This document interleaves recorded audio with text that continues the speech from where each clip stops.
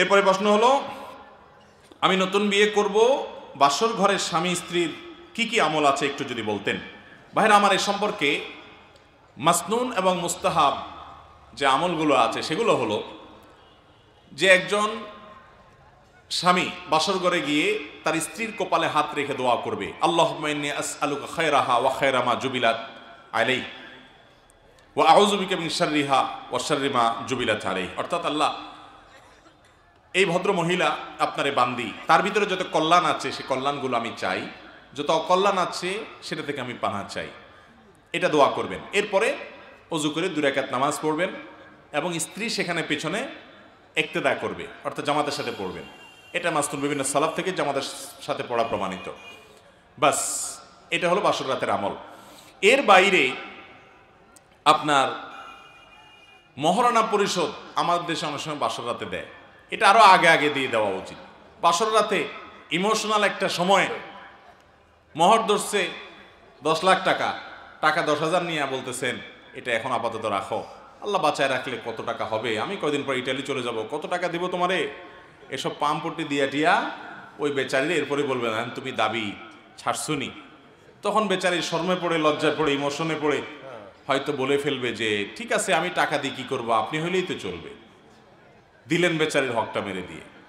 এইসব 2 নম্বরই করা যাবে। আপনার কাছে মহরের টাকা না থাকলে আপনারা বিয়ে করতে বলছে কে? নবী করিম সাল্লাল্লাহু আলাইহি ওয়াসাল্লাম বলছেন, যার বিয়ে করার টাকা নাই সে রোজা রাখবে, চরিত্র হেফাজতের জন্য কি করবে, সে সিয়াম পালন করবে।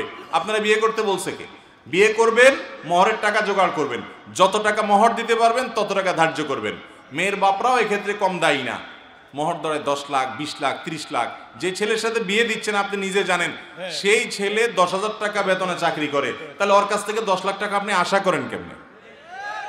এগুলো মেয়ের বাপরা ধরে এজন্য যে যদি কখনো আমার মেয়েরে তালাক দিতে যায় যেন এই টাকার জন্য সে আটকা পড়ে যায়। তো বিয়ের আগে থেকেই যদি আপনার নেগেটিভ চিন্তা হয়, সংসার টিকবে কেমনে? যত মুরব্বী চাচারা আছে জিজ্ঞেস করেন ওনাদের বিয়ের মহর কত ছিল, 200, 400, 50, 10, 5 টাকা।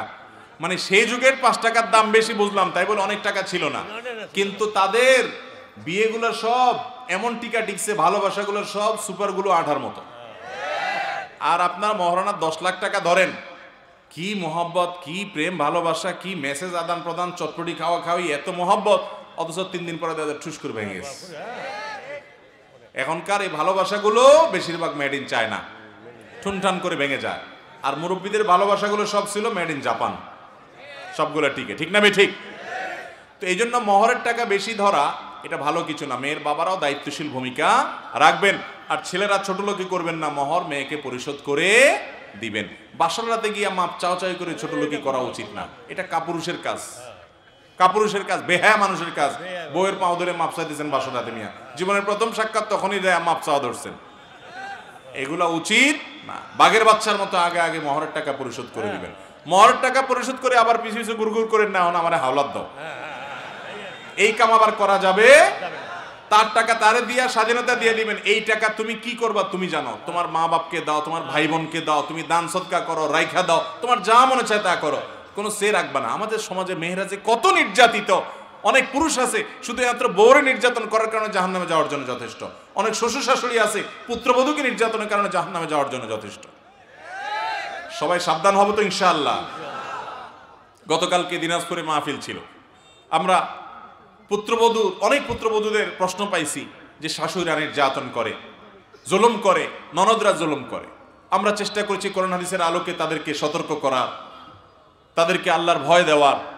আলহামদুলিল্লাহ, আমি ফিরে আসার পরে মাহফিলের অন্যতম আয়োজক মুফতি মনোয়ার ভাই তিনি মেসেজ করে পাঠাইলেন যে মাহফিলের ওখানে মহিলাদের প্যান্ডেলে হাজার হাজার মহিলা ছিলেন, সেখান থেকে এক চাচি তিনি কর্তৃপক্ষের কাছে খবর পাঠাইছেন যে আমি আমার পুত্রবধূর প্রতি অনেক জুলুম করছি, কথাবার্তা বলা বন্ধ করা রেখেছিলাম।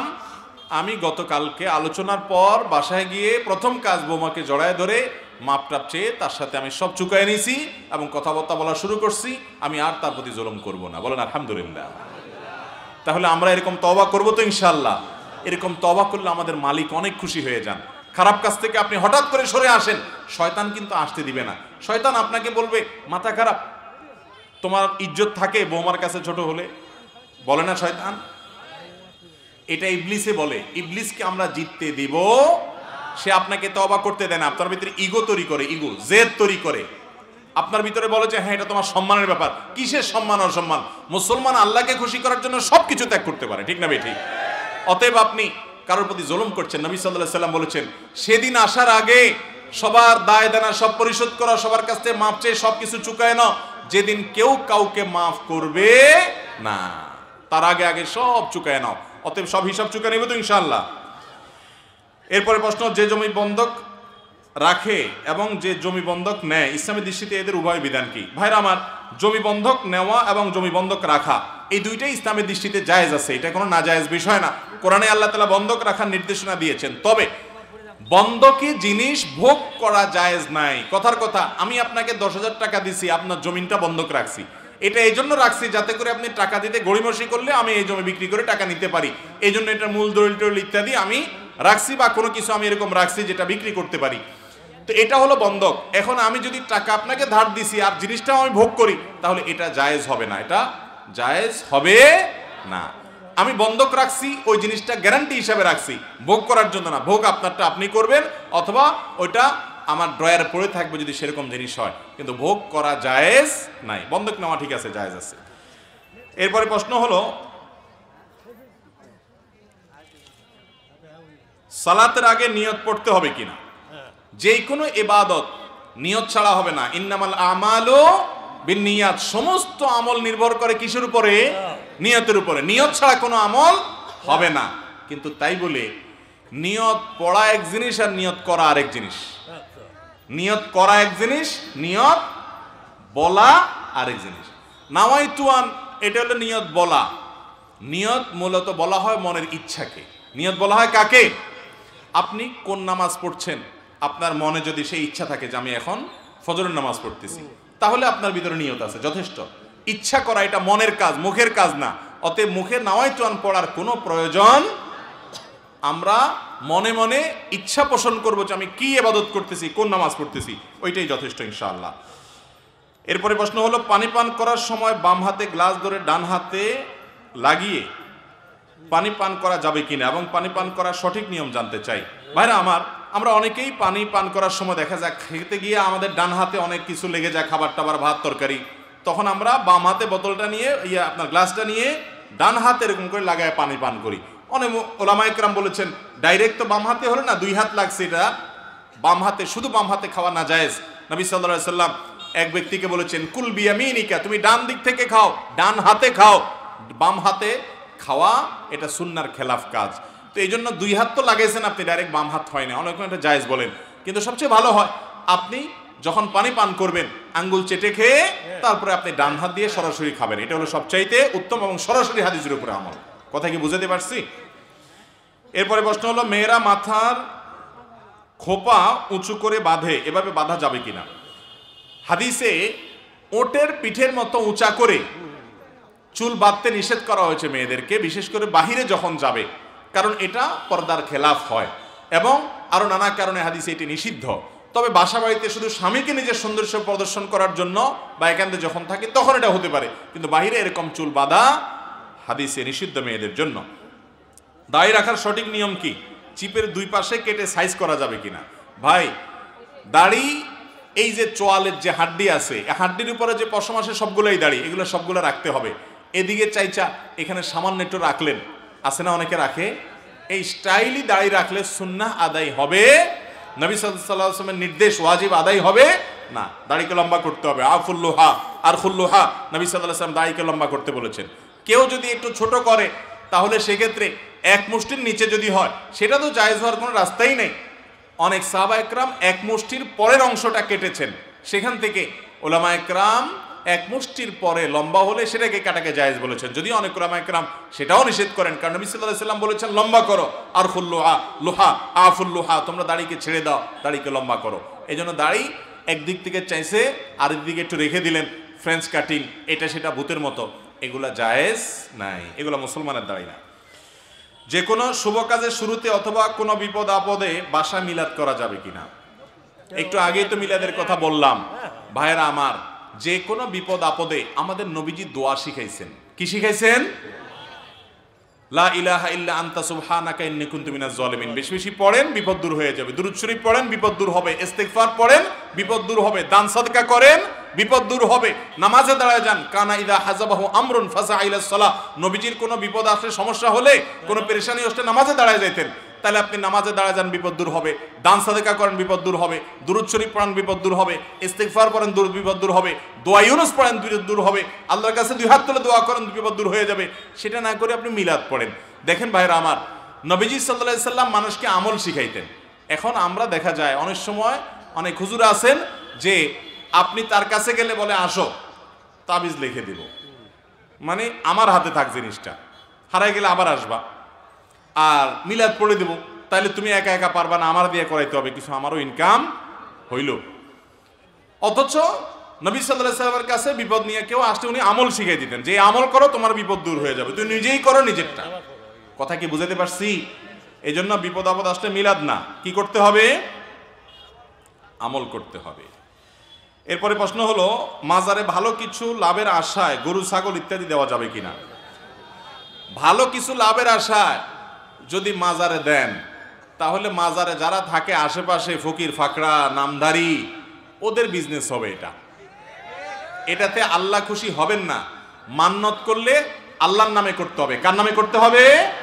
আল্লাহর নামে মান্নত করতে হবে। কোনো মাজারে মান্নত করা যাবে? মাজারে মান্নত করলে গুনাহ হবে, শিরক হবে। মানত হবে আল্লাহর জন্য।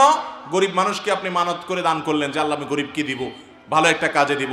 মাজার এটা ভালো কাজ কি ভাই? মাজারে যিনি শুয়ে আছেন উনি যদি নেককার মানুষ হন, এখন টাকা দিলে কি ওনার কবরে যাবে? সেটা উপরের ভণ্ড যেগুলা কবর ব্যবসায়ী আছে ওরা খাবে বসে বসে, ঠিক না বে ঠিক? তো আপনার লাভটা কি?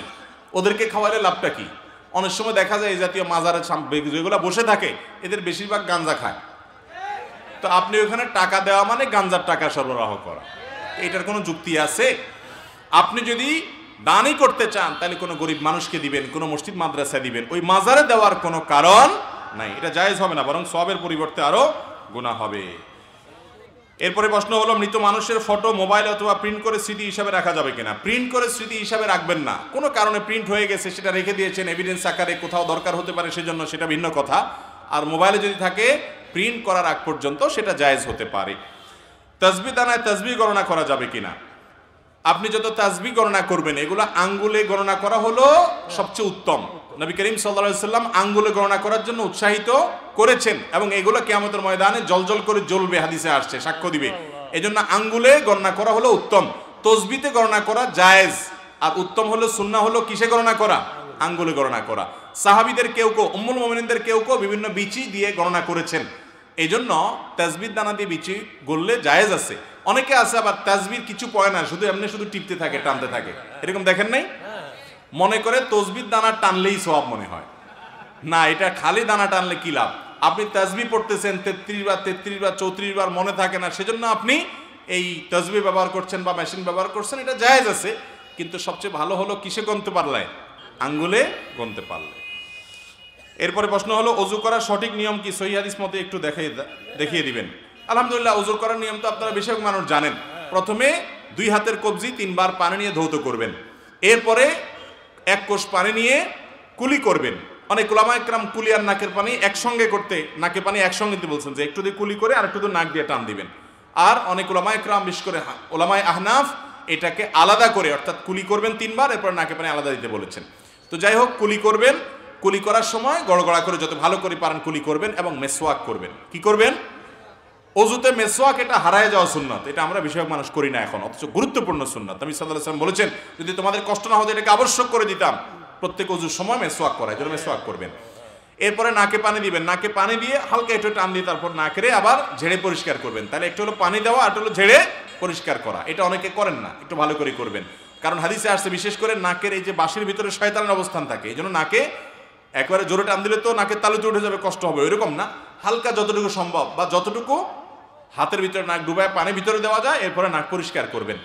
যাই হোক, এরপরে কুলি নাকের পানি শেষ, মুখ ধোবেন একেবারে মাথার এই যে এরিয়া আছে চুলের গোড়া সেগুলা, আর কানের লতি, এই থুতনি পর্যন্ত, পুরো বর্ডারের সব জায়গায় যাতে পানি লাগে। পানি অপচয় করবেন না, টেপ ছেড়ে রাখবেন না। ওযুতে পানিটা নিয়ে এরপরে ভালো করে ধুয়ে 2 হাতে ডলবেন যাতে শুকনো না থাকে। এরপরে ডান হাত কনুই সহ শীতের সময় বিশেষ করে এই কনুর এদিকে অনেক সময় শুকনা থাকে, এদিকে অনেক সময় শুকনা থাকে, শুধু এরকম পানি দিয়ে চলে গেলেন ওযু অনেক সময় হয় না। এই জন্য ভালো করে কি করতে হবে, ডলতে হবে, বিশেষ করে শীতের সময়। এরপরে মাথা মাসা, ভিজা হাত দিয়ে পুরো মাথা মাসে করবেন, সাথে এই কানও নাসে করবেন। মাথা মাসের জন্য এইভাবে সুন্নাত হলো এইভাবে টান দিবেন, হাতের এই অংশ ব্যবহার হবে, গোড়ার অংশ বাদ থাকবে।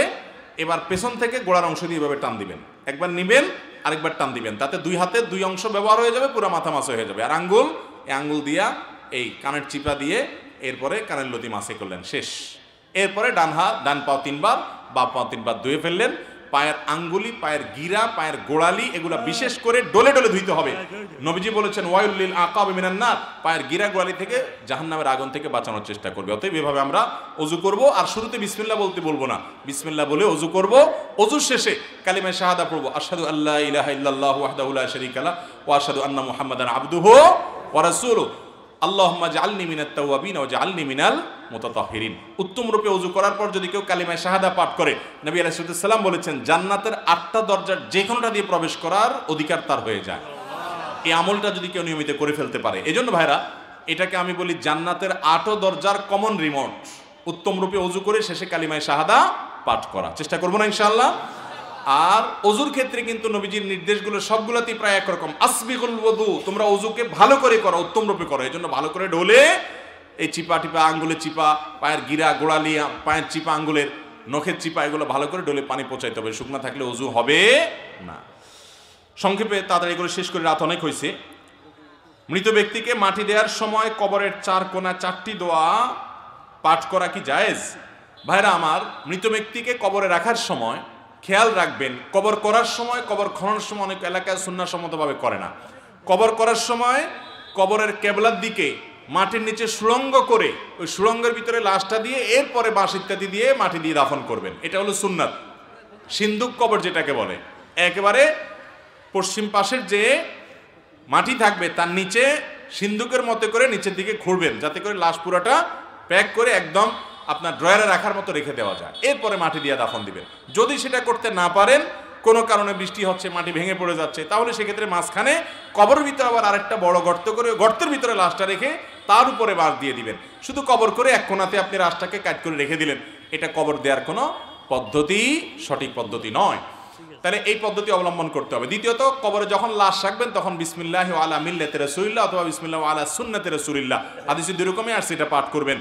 এখানে অনেকে মিনহা খালাকনাকুম ওয়া ফিহা নুঈদুকুম ওয়া মিনহা নুখরিজুকুম তারাতান উখরা পড়ে, এটি হাদিস দ্বারা প্রমাণিত নয়। এবং লাশ দাফন করার সময়, দাফন করার পর 4 কোণায় দাঁড়ায় 4টা দোয়া পড়া, এটা কোনো হাদিস দ্বারা প্রমাণিত নয়। দাফন করা শেষ কিবলামুখী হয়ে মুর্দার জন্য ইস্তেগফার করবেন এবং তার জন্য ইমানের উপরে যেন অটল থাকতে পারে সওয়াল জবাবে দোয়া করেন, বাস এটুকু হাদিস দ্বারা প্রমাণিত। অতএব হাদিসে যেটি প্রমাণিত না সেরকম কিছু আমরা করব না। আমার বাবা সবসময় বাড়িতে নামাজ পড়ে, তার নামাজ কি কবুল হবে? জামাত তরক করে একাকী পুরুষ মানুষ বাসায় যদি নিয়মিত নামাজ পড়ে, তার এই নামাজ আল্লাহর কাছে কবুল হবে না। ফরজ, ওয়াক্তের ফরজটা কোনো মতে দায়মুক্ত হয়তো হবে, কিন্তু আল্লাহর কাছে কবুল হবে না। এক হাদিসে আসছে লা সালাতা লিজারিল মসজিদি ইল্লা ফিল মসজিদি, যে ব্যক্তি মসজিদের প্রতিবেশী অর্থাৎ মসজিদে যেতে পারে, সে বাসায় নামাজ পড়লে নামাজ হবে না। অনেক মুরব্বী আছে এক যুক্তিতে বাসায় নামাজ পড়েন, সেটা হলো বলে যে কার পিছনে নামাজ পড়ো, দুনিয়াতে মানুষ আছে নাকি? ওনারা সব ইমাম সাহেবদেরকে মনে করেন এরা তো আর খারাপ মানুষ, এদের পিছনে নামাজ পড়া জায়েজ নাই। ভালো করে শুনে রাখেন, ইমাম সাহেবরা যদি খারাপও হয় তারপরেও জামাতে নামাজ পড়তে হবে, একা নামাজ পড়া যাবে না। একা নামাজ পড়া এটা ভুল, কারণ সলাতুল জামাআতে তাফদুলু সলাতাল ফজর বি87 দারাজা, হাদিসে আসছে একা নামাজ পড়ার চাইতে জামাতে নামাজ পড়লে 27 গুণ বেশি সওয়াব হয়। শুধু সওয়াব না, নবীজি সাল্লাল্লাহু আলাইহি সাল্লাম বলেছেন, আমার মনে চায় নামাজের পরে বিভিন্ন এলাকায় গিয়ে দেখতাম যে কারা মসজিদে আসে না, সে বাড়িগুলোতে কাঠ একত্র করে আগুন ধরে আমি জ্বালায় দিতে মনে চায়, কিন্তু দিতে পারি না, সেখানে মহিলারা আছে, বাচ্চারা আছে, বৃদ্ধ অসুস্থরা নামাজে যেতে পারে না, মাজুররা আছে, সেজন্য নাহলে আমার মনে চায় জ্বালায় দিতে। তার মানে কি, এই জামাতে উপস্থিত হয়ে নামাজ পড়া ওয়াজিব, নাহলে নবী সাল্লাল্লাহু আলাইহি ওয়াসাল্লাম আগুন জ্বালায় দিতে, আগুন জ্বালাতে তিনি চান না, এটা কথার কথা বোঝার জন্য বলছেন। এত ভয়ঙ্কর বিষয় জামাত তরক করা। অতএব যারা বাসায় একা একা নামাজ পড়ার নিয়মিত, তারা ভালো কোনো কাজ করেন না। এরপরে প্রশ্ন হলো, সুন্নত নামাজের কাজা হয় না, তাহলে যোহর ও ফজরের আগে যে সুন্নত আছে এগুলো ছুটে গেলে কিভাবে পড়বো? জোহরের আগে সুন্নাত নবী করিম সাল্লাল্লাহু আলাইহি সাল্লামের একবার ছুটে গেছিল, মেহমানের কারণে ব্যস্ত ছিলেন, উনি পরবর্তীতে সেটা পড়ে দিয়েছেন। এই জন্য জোহরের সুন্নাত যদি ছুটে যায় তাহলে জোহরের সালাম ফেরানোর পরে ইমাম সাহেব 2 রাকাত পড়ার পরে, ইমাম সাহেবের সাথে সালাম শেষ করার পরে আপনার 2 রাকাত নামাজ যে সুন্নাত আছে জোহরের পরে পড়বেন, তারপরে আগের 4 রাকাত পড়ে ফেলবেন। কথা কি বুঝাতে পারছি? আর ফজরেরটা কখন পড়বেন? ফজরেরটা সবচেয়ে উত্তম হলো যদি কোনো কারণে ফজরের আগে পড়তে না পারেন, জামাত দাঁড়া গেছে, জামাতে শামিল হয়ে গেছেন, তাহলে আপনি ফজরের জামাত শেষ সূর্য ওঠার 15-20 মিনিট পরে ইশরাকের ওয়াক্ত তখন পড়বেন। এটা হলো সবচেয়ে ভালো। ফজরের পরপর পড়াকে অনেক ওলামা কেরাম জায়েজ বলেছেন, কিন্তু অনেকে এটা নিষেধ করেছেন, কারণ হাদিসে আসছে ফজরের পরপর কোনো নামাজ নাই। এই জন্য সবচেয়ে উত্তম হলো সূর্য ওঠার 15-20 মিনিট পরে গিয়ে পড়া, তাহলে নির্ভেজাল এবং মতপার্থক্যের ঊর্ধ্বে আপনি উঠে গেলেন। এরপরে প্রশ্ন হলো টয়লেটের টেপে ওযু করা যাবে কিনা, দাঁড়িয়ে ওযু করা যাবে কিনা? ওযু দাঁড়িয়ে করাতে কোনো অসুবিধা নেই, হাদিস নিষেধ নাই। তবে টয়লেটের টেপে ওযু করলে পানির অপচয় হয় অনেক বেশি, পানির যেন অপচয় না হয় সেদিকটা খেয়াল করতে হবে। টয়লেটের টেপে ওযু করতে গেলে আবার আরেকটু সুবিধা, যে টয়লেটের যে প্যান আছে, টয়লেটের যে কমোড আছে, এই কমোড আর টেপের মাঝখানে যদি আড়াল না থাকে, ওয়াল না থাকে, পার্টিশন না থাকে বা কোনো পর্দা না থাকে, তাহলে সেই জায়গায় ওযু করতে গেলে বিসমিল্লাহ বলতে পারবেন, কারণ টয়লেটে আল্লাহর নাম নেওয়া নিষেধ, ইবনে আব্বাস রাদিয়াল্লাহু নিষেধ করেছেন। এই জন্য ওযু করবেন বাহিরে, টেপে করলে যাতে করে পানি অনেকে টেপ ছেড়ে দিয়ে পড়তে থাকে সে ডলতে থাকে, এটা জায়েজ নাই। বন্ধ করে নিয়ে তারপরে ডলবেন, অপচয় করবেন না। আর টয়লেটের মধ্যে যদি আপনি ওযু করেন তাহলে সেই ক্ষেত্রে মনে রাখবেন টয়লেটে ওযু করলে বিসমিল্লাহ বলতে পারবেন না মুখে, আর বিসমিল্লাহ না বলতে পারলে ওযু অপূর্ণাঙ্গ থাকে, ওযু হয়ে যাবে কিন্তু অনুচিত হবে। এই জন্য উত্তম হলো টয়লেটে ওযু করতে হলে ওই যে প্যান বা কমোড আর টেপের মাঝখানে যাতে বেড়া থাকে সেই চেষ্টা করবেন। যদি সেটা না থাকে বাইরে ওযু করবেন, বাইরে পুরোপুরি ওযু করা যাচ্ছে না তাহলে সেক্ষেত্রে বেশি ওযু শুরু করে বিসমিল্লাহ পড়ে পাওটা ভিতরে যে শুধু ধুয়ে আসবেন। কথা কি বুঝাতে পারছি? টয়লেটে যদি ওযু করতেই চান, বাইরে কোনো ব্যবস্থা যদি না থাকে, তাহলে বিসমিল্লাহ মুখে বলবেন না, মনে মনে বলবেন, ওযু হয়ে যাবে। কিন্তু উত্তম হলো টয়লেটে এরকম জায়গায়, নাপাক জায়গায় ওযু না করে আপনি বাহিরে ওযু শুরু করে তারপরে শেষে গিয়ে পাও ধুয়ে নিলেন। এশার ওসর সম্পর্কে জানতে চাই, বাংলাদেশে ওসরি জমিন আছে কিনা?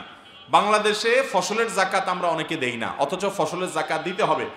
বাংলাদেশের জমিন ওসরি জমিন, অতএব যাদের নিসাব পরিমাণ ফসল হবে তারা অবশ্যই ফসলের যাকাত দিতে হবে শর্ত সাপেক্ষে। অনেকে এটা দেন না। বিস্তারিত জানার জন্য ডক্টর খন্দকার আব্দুল্লাহ জাহাঙ্গীর রহমানুল্লাহর লেখা বই আছে, বাংলাদেশের জমিনের ওসর এর প্রয়োগ সম্পর্কে ছোট্ট ছোটি বই আছে, ওইটা কিনে নেবেন, বিস্তারিত জানতে পারবেন। ফরজ সালাতের পর কি কি তাসবিহ পড়তে হয় একটু বলবেন, এবং ফরজ সালাতের পর সময়তে মুনাজাত করা যাবে কিনা? ভাইরা আমার, ফরজ সালাতের পর নবী করিম সাল্লাল্লাহু আলাইহি ওয়াসাল্লাম অনেকগুলো দোয়া এবং জিকির পড়তেন। আয়াতুল কুরসি পড়তেন, সূরা ইখলাস, সূরা ফালাক, সূরা নাস একবার পড়তেন। লা ইলাহা ইল্লাল্লাহু ওয়াহদাহু লা শারীকা লাহু লাহুল মুলকু ওয়া লাহুল হামদ ওয়া হুয়া আলা কুল্লি শাইইন কাদির পড়তেন। লা ইলাহা ইল্লাল্লাহু মুখলিসিনা লাহুদ-দ্বীন ওয়ালাউ কারিহাল কাফিরুন পড়তেন। আল্লাহুম্মা আইন্নি আলা যিকরিকা ওয়া শুকরিকা ওয়া হুসনি ইবাদাতিক পড়তেন। লা ইলাহা ইল্লাল্লাহ ওয়া লা না'বুদু ইল্লা ইয়্যাহু ওয়া লাহুন নি'মাতু ওয়াল ফাদলু ওয়া সানাউল হাসান এটা পড়তেন। 33 বার সুবহানাল্লাহ পড়তেন, 33 বার আলহামদুলিল্লাহ পড়তেন, 34 বার আল্লাহু আকবার বলতেন। কোন পড়া আছে 33 সুবহানাল্লাহ আলহামদুলিল্লাহ আল্লাহু আকবার, আর 34তম বার হলো লা ইলাহা ইল্লাল্লাহু ওয়াহদাহু লা শারীকা লাহু লাহুল মুলকু ওয়া লাহুল হামদু আলা কুল্লি শাইইন। আমরা এই সুন্নাতটা জানি না, রেডিমেড মুনাজাত জানি। এরপরে প্রশ্ন হলো, বাবা মারা যাওয়ার পর তার ঋণের পরিশোধের দায়িত্ব ছেলে মেয়ে উভয়ের উপরে হবে নাকি শুধু ছেলের উপরে হবে? বাবা মারা যাওয়ার পর তার যদি কোনো ঋণ থাকে তাহলে সেই ঋণ সন্তানরা না, বরং তার পরিত্যক্ত সম্পদ যেগুলো রেখে মারা যাবেন ওইগুলো দিয়ে ঋণ পরিশোধ করতে হবে। কথা কি বুঝাতে পারছি? সেগুলা বিক্রি করে ঋণ পরিশোধ করার পর টাকা পয়সা থাকলে, জমি জমা থাকলে সন্তানরা ভাগ করে নিবে। আর যদি ঋণেই সব চলে যাবে সন্তানরা ভাগ নিবে না। কথা কি বুঝাতে পারছি? সন্তানদের উপরে বর্তাবে না। সন্তানরা যদি দেয়, সন্তানরা যদি দিতে চায় তাদের তরফ থেকে, যেমন অনেক কিছু রেখে যান নাই, কোনো সম্পদ নাই, এখন সন্তানরা যদি দিতে চায় সেটা অবশ্যই ভালো, সেটা দিলে কোনো অসুবিধা নাই। কথা কি বুঝাতে পারছি? সন্তানরা বরং নৈতিক দায়িত্ব, যে বাবার কোনো সম্পদ নাই, আল্লাহ আমাদেরকে তৌফিক দিয়েছে, তাহলে তাদের উচিত বাবার তরফ থেকে দেওয়া। ছেলে টাকা থাকলে ছেলেও দিবে, মেয়ের টাকা থাকলে মেয়েও দিবে, কিন্তু এটা মূলত কর্তব্য কার? সম্পদটা হলো বাবা মার। ভাইরা আমার, আর 3টা প্রশ্ন আছে। ইমামের পিছনে আল্লাহু আকবার তাকবীর না বললে নামাজ হবে কি না বলবেন? ইমামের পিছনে কেউ যদি প্রথম তাকবীর না বলে আল্লাহু আকবার তাকবীরে তাহরিমা, তাহলে তার নামাজ হবে না, কারণ তাকবীরে তাহরিমা দাঁড়ায় পড়া ফরজ। তাকবীরে তাহরিমা কি? অনেকে আছে ইমাম সাহেব রুকুতে আছে, দৌড় দিয়েছে রুকুতে চলে যায়, আছে না? তাকবীরে তাহরিমা বলে না, তাদের নামাজ হবে না।